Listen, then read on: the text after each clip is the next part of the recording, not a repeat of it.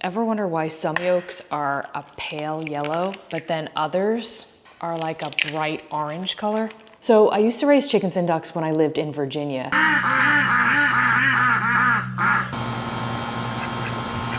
And the color of the eggshell is actually determined by the chicken's earlobe. Now, this isn't a hard rule, but it's surprisingly accurate. Now, the yolk, it's all about what the chicken eats. Pale yolks usually come from the standard USDA eggs. These are chickens that are kept in crowded, inhumane conditions, pumped of antibiotics, and they're usually pecking at dirt if they even get outside. And cage-free, that's usually a marketing term. These chickens might not be in cages, but they're usually in overcrowded conditions, sometimes a barn, and they're in unsanitary conditions as well, so they usually have to pump them with antibiotics to prevent disease and sickness. What you really want are pasture-raised eggs. Now, these chickens are living their best chicken life. They're roaming around, eating bugs, plants, and yes, they still get supplemental feed. There's a misconception that organic, pasture-raised hens are not eating any sort of commercial feed, but that's just simply not the case.